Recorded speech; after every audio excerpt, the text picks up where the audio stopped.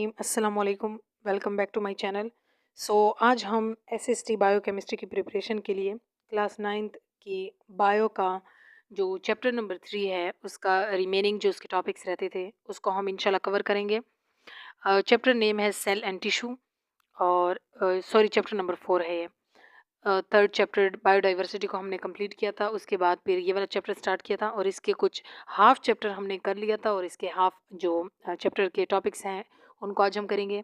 अगर वीडियो अच्छी लगी तो काइंडली चैनल को सब्सक्राइब करें, वीडियो को लाइक और शेयर करना ना भूलें। तो स्टार्ट करते हैं वीडियो को।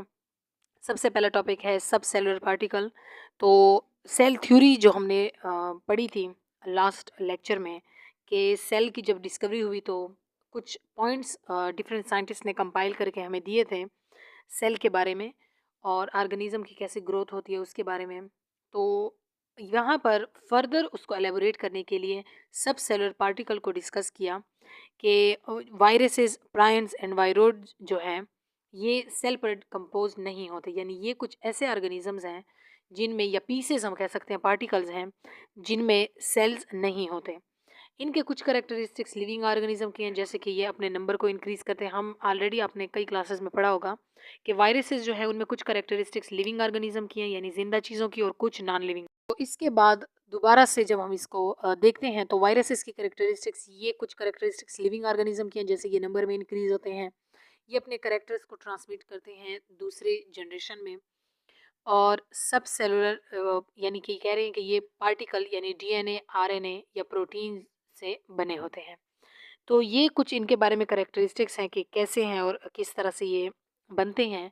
सेलुलर स्ट्रक्चर की अगर बात करें तो सेल के अंदर कुछ ऑर्गेनेल्स हैं, फर्दर उसके कंपोनेंट्स हैं जो कि सेल की जितने भी इम्पोर्टेंट यानी करेक्टरिस्टिक्स हैं, उनके एक्टिविटीज़ हैं, उनको परफॉर्म करने में हेल्प करते हैं। इन ऑर्गेनेल्स में डिफरेंट यहाँ पर हम पढ़ेंगे जो कि हर सेल के लिए स्पेसिफाइड होते हैं, यानी टाइप ऑफ सेल के लिए। ये यहाँ पर एनिमल सेल का डायग्राम आपको बताया गया है, एक रिप्रेजेंटेशन है किस तरह से उसके डिफरेंट ऑर्गेनेल्स हैं, यहाँ पर उनको ड्रॉ भी किया है और उसको डिफरेंट शो भी किया है। उसके बाद है यहाँ पर एनिमल सेल। तो ये दोनों की कुछ स्ट्रक्चर में डिफरेंस है और इनके जो ऑर्गेनेल्स हैं कुछ सिर्फ एनिमल सेल में प्रेजेंट हैं और कुछ सिर्फ प्लांट सेल में। तो आगे हम इनको पढ़ेंगे थोड़ा सा और डिस्कस करेंगे कि किस तरह कौन से सेल जो हैं किसके लिए स्पेसिफाई हैं। सेल वॉल की अगर बात करें तो सेल वॉल जो है ये यहाँ से हम इन टॉपिक से ही पढ़ते हैं ताकि आपको इसी से समझ आए, एक एक वर्ड को यहाँ पढ़ने की ज़रूरत नहीं है। सबसे पहले प्लांट सेल में सेल वॉल प्रेजेंट होता है जो कि एनिमल सेल में नहीं होता। ये आपको याद रखना है, सेल वॉल सिर्फ प्लांट सेल में प्रेजेंट होता है। ये देता है प्लांट्स को रिजिडिटी, सपोर्ट देता है और इरेक्ट खड़ा करता है प्लांट को। ये हो गया, प्लांट को प्रोटेक्शन भी देता है। उसके बाद सेकेंड लेयर है सेल मेम्ब्रेन की। सेल मेम्ब्रेन या प्लाज्मा मेम्ब्रेन प्लांट सेल में भी प्रेजेंट होती है और एनिमल सेल में भी।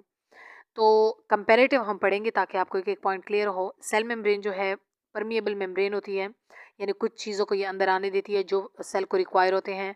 मटीरियल ट्रांसफ़र होता है जो इंपॉर्टेंट सेल में रिक्वायर होता है। तो इस तरह से ये सेल मेम्ब्रेन है, प्रोटीन, लिपिड्स वगैरह से ये बनी होती है। उसके बाद है एक और important organelle Golgi apparatus. Golgi apparatus भी एक इम्पॉर्टेंट ऑर्गेनेल है जो कि प्लांट और एनिमल दोनों में प्रेजेंट होता है। उसके बाद है सिर्फ प्लांट और एनिमल दोनों सेल्स में होता है, बट लोअर जो सेल्स हैं यानी यूनिसेल वगैरह वहाँ पर ये नहीं होते। राइबोसोम्स जो है ये प्लांट एनिमल सेल दोनों में प्रेजेंट होता है और जो यूनिसेलर एनिमल जो है उनमें भी ये प्रेजेंट होता है। Smooth endoplasmic reticulum and rough endoplasmic reticulum, दो टाइप्स हैं एंडोप्लाज्मिक रेटिकुलम की। यहाँ पर एक एक ऑर्गेनेल को हम अलग अलग पढ़ेंगे। तो सेल वॉल जो है बैक्टीरिया, प्लांट, फंजाई और कुछ प्रोटिस्ट में ये प्रेजेंट होता है। और इनमें किस चीज़ की बेस पर ये डिफ्रेंशिएट है कि किस चीज़ से बना है, यानी कौन सा सब्सटेंस इसमें यूज़ हुआ है, उसकी बेस पे ये डिफरेंस है इनमें। तो इसके पहले तो जो लेयर है यानी कि प्लांट सेल में जो सेल वॉल होता है उसकी डिफरेंट लेयर होती है। प्राइमरी वॉल होता है जो कि सेलुलोज से बना होता है। कुछ प्लांट्स में सेकेंडरी वॉल भी होता है और इनर साइड का एक यानी वॉल होगा।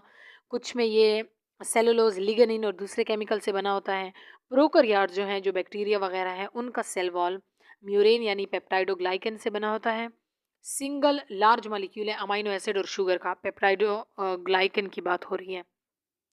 फंजाई का जो सेल वॉल है वो काइटिन से बना होता है। तो ये डिफरेंट सब्सटेंसेस जो हैं वो different type of cell wall बनाते हैं। इनका आपने डिफरेंट सेल मेम्ब्रेन जो है, सेल मेम्ब्रेन जिसको हम प्लाज्मा मेम्ब्रेन कहते हैं, वो हर तरह के जो यानी वो सेल्स हैं उनमें प्रेजेंट होता है, चाहे वो एनिमल सेल हो, प्लांट सेल हो, बैक्टीरिया के सेल हो, फंजाई के सेल हो और प्रोटिस्ट के सेल हो। और दूसरी बात कि सेल मेम्ब्रेन जो है वो सेल वॉल के नीचे होता है, यानी सेकेंडरी मेम्ब्रेन है ये। और अगर हम इसका नेचर की इसकी बात करें तो एक्सटर्नल इन्वायरमेंट के लिए ये सेलेक्टिवली परमिएबल होगा, यानी कुछ चीज़ों की एक्सचेंज को ये अलाउ करेगा और कुछ को नहीं करेगा।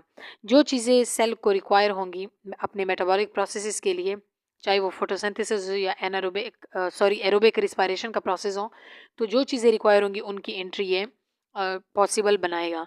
अच्छा, इसके ऊपर कुछ रिसेप्टर साइट भी होते हैं जो कि हार्मोन्स, न्यूरोट्रांसमीटर या जो भी केमिकल्स आते हैं उनको रिकॉग्नाइज करते हैं कि कौन सी चीज़ क्या है और किस तरह से हमने इसको एंट्री देनी है। उसके बाद है कि यहाँ पर प्लाज्मा मेम्ब्रेन की नेचर क्या है, उसका स्ट्रक्चर कैसा है, इसके रिलेटेड कई मॉडल जो हैं वो प्रेजेंट किए जा चुके हैं। दो साइंटिस्ट का वर्क जो कि बहुत फेमस और वेल नोन है कि सिंगर एंड निकोलसन, इन्होंने प्रपोज जो किया फ्लूइड मोज़ेक मॉडल, ये सबसे ज़्यादा एक्सेप्टेबल मॉडल था, जिसको हम यानी जानते हैं ऑलरेडी लिपिड बाइलेयर का जो इन्होंने कंसेप्ट दिया था कि जो सेल मेम्ब्रेन है वो लिपिड बाइलेयर यानी दो लेयर्स पे डिपेंड करती हैं, जिसमें प्रोटीन जो है वो दरमियान में फ्लोट करते हैं, यानी साइड पे लिपिड की लेयर होती है और दरमियान में प्रोटीन होते हैं। कार्बोहाइड्रेट के मालिक्यूल भी प्रोटीन के मालिक्यूल के साथ प्रेजेंट होते हैं और बनाते हैं ग्लाइकोप्रोटीन, और लिपिड जो ग्लूकोज के साथ प्रेजेंट होते हैं उनको ग्लाइकोलिपिड कहते हैं। तो ये उसकी रिप्रेजेंटेशन है और ये सारा उसका मॉडल है। साइटोप्लाज्म की बात करें तो वो मटेरियल है या वो यानी पोर्शन है, लिक्विड पोर्शन एक्वास सब्सटेंस का, जो कि सेल ऑर्गेनेल के दरमियान होता है। एक सेल के अंदर जो भी एक एक्वास सब्सटेंस होता है उसको कहते हैं साइटोप्लाज्म। इसमें इनसॉल्युबल वेस्ट, स्टोरेज प्रोडक्ट और different type of substances present होते हैं। एक तो अगर हम इसका देखें, दो पार्ट होते हैं इसके, सॉल्युबल और इनसॉल्युबल। जो सॉल्युबल पार्ट है 70% उसमें पानी प्रेजेंट होता है और सोल्यूशन की फॉर्म बनाता है, जिसमें डिफरेंट बायोकेमिकल्स प्रेजेंट होते हैं जो कि लाइफ के लिए इम्पॉर्टेंट है। दूसरा है, दूसरे पार्ट में क्या है, इनसॉल्युबल पार्ट में ऑर्गेनेल्स प्रेजेंट होते हैं जैसे कि माइटोकॉन्ड्रिया, राइबोसोम्स वगैरह, ये सारे जो अभी ऑलरेडी हमने मेंशन किए थे। साइटोप्लाज्म एक तो केमिकल साइट और कंडीशन प्रोवाइड करता है और सारी एक्टिविटीज़ यहाँ पर होती हैं। इसके बाद है एक दूसरा ऑर्गेनेल, एंडोप्लाज्मिक रेटिकुलम, एक इम्पॉर्टेंट ऑर्गेनेल जो कि प्लांट और एनिमल दोनों सेल में प्रेजेंट होता है और ये सेल के यानी थ्रू आउट सेल में प्रेजेंट होता है, इसकी लोकेशन कोई स्पेसिफाई नहीं होती। शीट लाइक इसकी अपेयरेंस होती है और सैक, जो फ्लैटेंड सैक ये बनाते हैं, इनमें प्रेजेंट होते हैं, उसको सिस्टर्निया कहते हैं। मेन फंक्शन अगर इसका हम देखें तो ट्रांसपोर्टेशन का काम है, मटेरियल को एक जगह से दूसरी जगह ले जाने का जो काम है वो एंडोप्लाज्मिक रेटिकुलम का है। अच्छा, एंडोप्लाज्मिक रेटिकुलम भी अपने स्ट्रक्चर, अपेयरेंस और अपने फंक्शन की बेस पर दो टाइप में डिवाइडेड हैं, जैसे smooth endoplasmic reticulum and rough endoplasmic reticulum. Smooth endoplasmic reticulum non granular है, स्मूथ अपेयरेंस होती है इनकी, क्योंकि इनके ऊपर जो है वो क्या प्रेजेंट नहीं होते। इनके ऊपर अगर हम देखें तो राइबोसोम्स अटैच नहीं होते, इसलिए ये स्मूथ अपेयरेंस देते हैं और इनका जो रोल है वो लिपिड की फॉर्मेशन है। दूसरा, ट्रांसपोर्टेशन का काम तो ऑलरेडी ये करते हैं। रफ एंडोप्लाज्मिक रेटिकुलम की अगर हम बात करें तो क्योंकि रफ है तो इनकी अपेयरेंस रफ है और इनके ऊपर ग्रेनूल्स जो हैं वो किस वजह से हैं, राइबोसोम्स इनके ऊपर अटैच होते हैं। अब राइबोसोम अटैच होंगे तो आप जानते हैं राइबोसोम का फंक्शन होता है प्रोटीन की सिंथेसिस, प्रोटीन को बनाना। तो एक तो ये प्रोटीन को बनाने का काम करते हैं, दूसरा ट्रांसपोर्टेशन का काम भी करते हैं, यानी सेल से न्यूक्लियस की तरफ, साइटोप्लाज्म की तरफ लेकर जाना और वहाँ से वापस सेल की तरफ लेकर आना, ये फंक्शन भी इनका होता है। उसके बाद एक और इम्पॉर्टेंट ऑर्गेनेल है Golgi apparatus. Flat and sac होते हैं, यानी फ्लैट जिसको सिस्टर्निया कहते हैं, और ये स्टैक एक दूसरे के साथ कनेक्टेड होते हैं। वर्क इस पे किया था कैमेलियो गोल्जी ने और इसी के नेम पे इसको नेम दिया गया।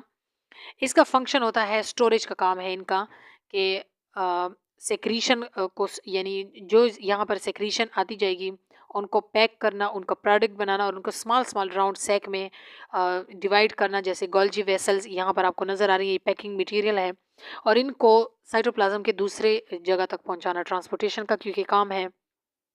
तो प्लांट सेल्स जो है उनमें लार्ज नंबर ऑफ सेक्स होते हैं, यानी इनके जो गोल्जी ऑपरेटस हैं, और एनिमल सेल में जो है वो छोटे होते हैं। यहाँ पर इनका एक इम्पॉर्टेंट यानी टिडबिट बताया गया है कि 1906 में गोल्जी जो है, कैमिलियो गोल्जी, जिसने गोल्जी ऑपरेटस पे वर्क किया था, इसको फिजियोलॉजी और मेडिसिन के लिए नोबेल प्राइज़ भी दिया गया था। उसके बाद है एक इम्पॉर्टेंट और ऑर्गेनेल माइट्रोकांड्रिया। इस साइड पे आपको डायग्राम नज़र आ रहा होगा इसका। माइट्रोकांड्रिया जो है वो प्रोकैरियोट्स में एब्सेंट होते हैं, क्योंकि जो ये हैं यूकैरियोट्स, ये हायर एनिमल्स वगैरह होते हैं, ऑर्गेनिजम्स, तो इनमें माइट्रोकांड्रिया जो है वो रिक्वायर होते हैं। डबल मेम्ब्रेन है ये, आउटर मेम्ब्रेन जो है वो स्मूथ है, इनर मेम्ब्रेन फोल्डेड है अंदर की तरफ, और जो इनके एक्सटेंशंस ये बना रहे हैं अंदर की तरफ फोल्डिंग की, इनको कहते हैं क्रिस्टिया। प्रोकैरियोट्स में ये क्योंकि एब्सेंट होते हैं, लेकिन एनर्जी जो है वो रिक्वायर होती है एनारोबिक रिस्पायरेशन के लिए। तो मीजोजोम्स एक और ऑर्गेनेल है सेल का जो कि इसको रिप्लेस करते हैं, यानी माइट्रोकांड्रिया की जगह प्रोकैरियोट्स में मीजोजोम्स होते हैं। यूकैरियोट की हम बात कर रहे थे और इनके स्ट्रक्चर की बात कर रहे थे। तो क्रिस्टिया जो है वो सरफेस एरिया को इंक्रीज करते हैं, यानी इनको प्रॉपर सरफेस देते हैं ताकि वहाँ पर रिस्पायरेटरी प्रोसेस हो सके। माइट्रोकांड्रिया जो है इनका फंक्शन क्या है, ये पावर हाउस है सेल के, यानी जब भी किसी भी प्रोसेस के लिए सेल को एनर्जी की रिक्वायरमेंट होती है तो माइट्रोकांड्रिया उसको प्रोवाइड करता है। और अगर हम देखें कि करेंसी क्या है एनर्जी की लिविंग ऑर्गेनिज्म में, तो एटीपी की फॉर्म में एनर्जी जो है हमें मिलती है। एटीपी जो है वो एडेनोसिन ट्राइफॉस्फेट यानी कि करेंसी है एनर्जी के लिए। तो कह रहे हैं कि वो सेल, यहाँ पर एक इंपॉर्टेंट पॉइंट है कि वो सेल जो ज़्यादा एक्टिव हो, जिनका वर्क जो है वो ज़्यादा हो, जैसे कि लिवर सेल्स हैं, उनमें माइट्रोकांड्रिया का नंबर ज़्यादा होगा क्योंकि एनर्जी वहाँ पर ज़्यादा रिक्वायर होगी वर्क के लिए। तो कह रही है वहाँ पर 1000 से भी ज़्यादा माइट्रोकांड्रिया प्रेजेंट होते हैं लिवर में। और वो सेल्स जो लेस एक्टिव हो, जिनको एक्टिविटी कम उनकी रिक्वायर हो, जैसे कि एयर लोब जो हैं, कान के जो लोब हैं, तो वहाँ पर इनका नंबर जो है वो कम होता है। उसके बाद है राइबोसोम। राइबोसोम छोटे छोटे ग्रेन्यूल्स हैं, न्यूक्लियोलस में ये प्रेजेंट होते हैं, या तो फ्रीली डिस्पर्स होंगे साइटोप्लाज्म में, या रफ एंडोप्लाज्म में रेटिकुलम के साथ ये अटैच होंगे। इक्वल अमाउंट ऑफ, अब ये बने किस चीज़ से हैं, प्रोटीन और राइबोसोम, यानी आरआरएनए, राइबोसोमल आरएनए जब मिलते हैं तो राइबोसोम बनाते हैं। राइबोसोम जो है इन पे कोई मेम्ब्रेन नहीं होती। और दूसरा है कि ये प्रोकैरियोट्स में भी प्रेजेंट होते हैं, यानी उन कुछ ऑर्गेनेल्स में हैं जो कि प्रोकैरियोट में भी प्रेजेंट होते हैं। यूकैरियोटिक राइबोसोम थोड़े से साइज में बड़े होंगे प्रोकैरियोटिक राइबोसोम से, और प्रोटीन सिंथेसिस यानी प्रोटीन का बनाना जो है वो इनका काम है। प्रोटीन बनाते हैं ये। राइबोसोम के 2 यूनिट होते हैं, लार्जर यूनिट, स्मॉलर यूनिट, और इस तरह से ये आपस में अटैच होंगे। प्लास्टिड की अगर बात करें तो मेम्ब्रेन बाउंडेड ऑर्गेनेल है, यानी इनके ऊपर मेम्ब्रेन होता है। 1 या एक से ज़्यादा जो है इनमें पिगमेंट्स प्रेजेंट होते हैं। अच्छा, प्लास्टिड जो है ये उस ऑर्गेनेल में है सेल वॉल की तरह, यानी जो सिर्फ प्लांट के लिए स्पेसिफाई हैं, क्योंकि ये फोटोसिंथेटिक यानी ऑर्गेनेल है, फोटोसिंथेसिस का काम करते हैं। तो वो प्लांट्स जो अपनी फूड खुद प्रिपेयर करते हैं, जैसे कि कुछ ऑर्गेनिज्म प्रोटिस्ट्स हैं और प्लांट सेल, इनमें प्लास्टिड प्रेजेंट होते हैं। प्लास्टिड अब 3 तरह के होते हैं। एक है क्लोरोप्लास्ट जो कि कलर्ड प्लास्टिड है, और ग्रीन पार्ट जो है प्लांट का, जैसे कि लीव्स वगैरह जहाँ पर फोटोसिंथेसिस का काम होता है, उसको कहते हैं क्लोरोप्लास्ट, यानी वहाँ पर जो प्लास्टिड प्रेजेंट होते हैं वो क्लोरोप्लास्ट है। डबल मेम्ब्रेन बाउंडेड है, ये भी इंपॉर्टेंट पॉइंट है, इसको आपने नोट डाउन करना है। आउटर मेम्ब्रेन स्मूथ होती है, इनर मेम्ब्रेन जो है उसमें सेक्स होते हैं, उन सेक्स को थाइलाकाइड कहते हैं, पूरे सेक्स को, यानी जो पूरे सेक्स एक दूसरे के साथ मिले होते हैं उनको थाइलाकाइड कहते हैं। ये स्टैक जो है थाइलाकाइड के, अगर हम इनको पढ़ें यानी पूरा कलेक्टिवली, तो इनको ग्रेनियम कहते हैं। उसके बाद है कि थाइलाकाइड जो है इनके अंदर पिगमेंट प्रेजेंट होता है क्लोरोफिल, जो कि सेमी फ्लूइड यानी प्रेजेंट है क्लोरोप्लास्ट, जिसको स्ट्रोमा कहते हैं। अच्छा, 2 तरह के यहाँ पर आपने टर्मिनोलॉजी पढ़ी होंगी, ग्रेना एंड स्ट्रोमा। तो स्ट्रोमा जो ग्रेना जो है ये इसको कहते हैं जो इनके स्टैक होते हैं, और जो फ्लूइड प्रेजेंट होता है ग्रेना के दरमियान उनको कहते हैं पूरा, यानी साइटोप्लाज्म जो है उसको कहते हैं स्ट्रोमा। यहाँ पर आपको अपीयरेंस में नज़र भी आ रहा होगा इसके डायग्राम्स में, ये लिक्विड जितना साइटोप्लाज्म है ये स्ट्रोमा है और ये स्टैक्स जो है ये ग्रेनम है। उसके बाद है माइटोकॉन्ड्रिया क्लोरोप्लास्ट जो है, इनकी एक यूनिक बात है कि इनका अपना एक डीएनए होता है, तो जब भी इनको ज़रूरत हो इनका अपना राइबोसोम होता है। तो कह रहे हैं कि ये हम इनको कह सकते हैं कि ये अपनी रेप्लिकेशन भी खुद कर सकते हैं। उसके बाद है नेक्स्ट टॉपिक। अच्छा, एक तो हमने पढ़ लिया क्लोरोप्लास्ट, नेक्स्ट प्लास्टिड है क्रोमोप्लास्ट। क्रोमो मीन कलर्ड, तो यहाँ पर ग्रीन के अलावा जो भी हैं उनको कहते हैं क्रोमोप्लास्ट। इनमें प्रेजेंट होते हैं ये क्रोमोप्लास्ट पिगमेंट जो है ये पेटल्स में प्रेजेंट होते हैं फ्लावर्स के, और फ्रूट्स में प्रेजेंट होते हैं। क्रोमोप्लास्ट की प्रेजेंस की वजह से पेटल का कलर जो है वो ब्राइट होता है और फ्लावर्स जो हैं वो पोलिनेशन के लिए इंसेक्ट्स को अट्रैक्ट करते हैं, क्योंकि कलर्ड होता है क्रोमोप्लास्ट की वजह से।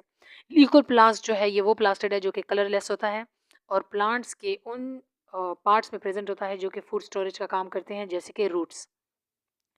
नेक्स्ट टॉपिक है साइटोस्केलेटन। साइटोस्केलेटन जैसे कि वर्ड से पता चल रहा है, साइटोप्लाज्म में जो एक स्केलेटन यानी नेटवर्क है फिलामेंट्स का, माइक्रोफिलामेंट और टिब्यूल्स का, जो कि माइक्रोटिब्यूल्स हैं, उनको कलेक्टिवली साइटोस्केलेटन कहते हैं। पूरे साइटोप्लाज्म में ये पहला होता है। माइक्रोटिब्यूल जो है वो ट्यूबुलिन प्रोटीन से बने होते हैं और सेल इनको शेप्स के लिए यूज़ करता है। और माइक्रोटिब्यूल्स जो हैं वो सीलिया और फ्लेजिला को भी बनाते हैं। माइक्रोफिलामेंट की अगर बात करें तो वो एक्टिन प्रोटीन से बने होते हैं। ये कुछ इंपॉर्टेंट पॉइंट है, इस पैराग्राफ में बहुत सारे पॉइंट इनको आपने नोट डाउन करना है। इनको सेल जो है अपनी शेप्स को चेंज करने के लिए भी यूज़ करते हैं। साइटोस्केलेटन की साइड पे डायग्राम है, आप इनको देख सकते हैं। यहाँ पर क्लियरली यहाँ पर मेंशन है कि कैसे इनका प्लाज्मा मेम्ब्रेन होता है और कौन सा फंक्शन ये परफॉर्म करते हैं। Next one is centriole. Centriole is one of that organelle which is specified to some part. Hollow और सिलेंड्रिकल ऑर्गेनेल है जो कि सेल में प्रेजेंट होता है, एनिमल सेल के लिए स्पेसिफाई है और दूसरे यूनिसेलुलर ऑर्गेनिज्म में भी ये प्रेजेंट होता है। ये 2 नंबर में, यानी इनका जो नंबर है टोटल 2 होता है और इनको कलेक्टिवली सेंट्रोसोम्स कहते हैं। सेंट्रियोल्स जो है अगर हम इनकी वैसे बात करें ऊपर से, तो ये क्रोमोसोम मूवमेंट जो होती है सेल डिवीजन की, उनमें ये यानी हेल्प आउट करता है, ये फंक्शन परफॉर्म करता है। तो कह रही है वो सेल जिनमें सीलिया और फ्लैजिला 2 ऑर्गेनेल आपने पढ़े होंगे, लोकोमोशन के लिए जो यूज़ होते हैं, अटैचमेंट के लिए यूज़ होते हैं, जिन सेल में वो प्रेजेंट होते हैं तो सेंट्रियोल वहाँ पर इनकी फॉर्मेशन में काम करता है। वैसे तो सेंट्रियोल का सेल डिवीजन में काम होता है, बट वो ऑर्गेनिज्म जिनमें सीलिया और फ्लैजिला होंगे तो सेल वहाँ पर भी हेल्प करेगा। नेक्स्ट है, ये इनके अपेयरेंस है, डायग्राम ये सारा यहाँ पर बताया गया है। उसके बाद ऑर्गेनेल है वेक्यूल। वेक्यूल जो है फ्लूइड फिल्ड सैक है। फ्लूइड फिल्ड सैक का मतलब है इनके अंदर सैक यानी इनके अंदर जो है फ्लूइड भरा होता है, इस तरह के ये बैग्स हैं वेक्यूल। और इनका जो मेम्ब्रेन है वो सिंगल मेम्ब्रेन होता है, जिनको टोनोप्लास्ट कहते हैं। एनिमल सेल जो है इनमें छोटे छोटे बहुत सारे वेक्यूल होंगे, जबकि मेच्योर प्लांट सेल में एक जो है यानी मेच्योर प्लांट में छोटे छोटे वैक्यूल जो है वो मिलकर एक बड़ा सेंट्रल वैक्यूल बनाते हैं। ये भी एक चेन चीज़ है जो कि एनिमल सेल में नहीं होती, प्लांट सेल में होती है। लार्ज वैक्यूल जो है क्योंकि ये इरेक्ट यानी वाटर साल्ट वगैरह को ये एब्जॉर्ब करता है, दूसरे मटेरियल को साइड लाइन करता है, इस तरह से सेल जो है वो टर्जिट हो जाता है। तो हम कह सकते हैं कि जिस तरह से सेल वॉल जो है प्लांट सेल को एक इरेक्ट पोजीशन देता है, इस तरह से वैक्यूल जो है वो टर्जिजिटी देता है। दूसरे ऑर्गेनिज्म जो हैं कह रहे हैं कि मटेरियल अपने यानी सेल के अंदर जो ले जाने का काम है वो फूड वैक्यूल के थ्रू करता है, और अगर बाहर लेकर जाना हो यानी एक्सक्रीट करना हो तो वहाँ पर भी वैक्यूल की फॉर्म में वो उनको एक्सक्रीट करते हैं। तो वैक्यूल जो है वो एक्सक्रीशन का काम करता है एज अ कंट्रेक्टाइल वैक्यूल। और अगर हम फूड को एब्जॉर्ब करने का काम कहें तो फूड वैक्यूल उनको यानी ये काम परफॉर्म करते हैं। लाइसोसोम एक बहुत इंपॉर्टेंट ऑर्गेनेल, एक तो ये सिंगल मेम्ब्रेन ऑर्गेनेल है, यानी इनका सिंगल मेम्ब्रेन होता है। स्ट्रॉन्ग डाइजेस्टिव एंजाइम इनके अंदर प्रेजेंट होते हैं। जब डाइजेस्टिव एंजाइम इनके अंदर प्रेजेंट होते हैं तो लाइसोसोम, लाइसो 2 वर्ड से बना है, लाइसेज यानी lyso mean lyses which means splitting, splitting कहते हैं ब्रेक डाउन। तो इनके अंदर जो एंजाइम होते हैं वो फूड मटेरियल या कोई भी चीज़ है उनकी ब्रेक डाउन करते हैं, उनको तोड़ते हैं। तो वो एंजाइम इनको तोड़ते हैं, ख़त्म करते हैं, तो ये फूड की एब्जॉर्प्शन में या उनकी ब्रेकडाउन में हेल्प आउट करता है। न्यूक्लियस कहते हैं सबका प्रोमिनेंट पार्ट, सेल का सबसे प्रोमिनेंट जो दरमियान वाला पार्ट है न्यूक्लियस, ये ऑर्गेनेल सबसे इंपॉर्टेंट है क्योंकि सेल की, पूरे सेल की जो एक्टिविटी है उसको न्यूक्लियस कंट्रोल करता है। सेल में जो सेंट्रल एक बड़ा न्यूक्लियस होता है, प्लांट सेल में भी होता है और एनिमल सेल में भी। प्लांट सेल में ये थोड़ा सा साइड लाइन होता है वैक्यूल की वजह से, और एनिमल सेल में ये सेंटर में होता है। एक और इसके इम्पॉर्टेंट फीचर है कि ये डबल मेम्ब्रेन है, जिसको न्यूक्लियर इन्वेलप कहते हैं इनके मेम्ब्रेन को। न्यूक्लियस के अंदर ग्रेनुलर मैट्रिक्स होता है, यानी छोटी छोटी ग्रेन्स का, जिसको न्यूक्लियोप्लाज्म कहते हैं। यानी सेल न्यूक्लियस का जो साइटोप्लाज्म है उसको न्यूक्लियोप्लाज्म कहते हैं, जिनके अंदर एक या एक से ज़्यादा न्यूक्लियोलाई होते हैं और क्रोमोसोम प्रेजेंट होते हैं। अब इनको आगे हम डिटेल में पढ़ेंगे कि इन चीज़ों का क्या काम है। क्रोमोसोम्स जो हैं वो डिवाइडिंग सेल में, यानी जो सेल डिवीजन के लिए ख़ुद को प्रिपेयर कर रहा है वहाँ पर ये ज़्यादा विजिबल होते हैं, और जो सेल अभी डिवीजन नहीं कर रहा, रेस्ट में है, तो क्रोमोसोम वहाँ पर एक नेटवर्क की फॉर्म में नज़र आते हैं, जिनको क्रोमेटिन नेटवर्क कहा जाता है। उसके बाद है नेक्स्ट, यहाँ पर इम्पॉर्टेंट बात कर रहे हैं कि क्रोमोसोम्स जो हैं वो किस चीज़ से बने होते हैं। दो इम्पॉर्टेंट मटेरियल हैं, जिसको एक को कहते हैं डीएनए यानी डीऑक्सी राइबो न्यूक्लिक एसिड, दूसरा है प्रोटीन। इससे मिलकर क्रोमोसोम बने होते हैं। डीएनए जो है जितनी भी एक्टिविटीज़ है सेल की उनको कंट्रोल करता है, और क्रोमोसोम नंबर जो है वो हर स्पीशी के लिए यूनिक होता है।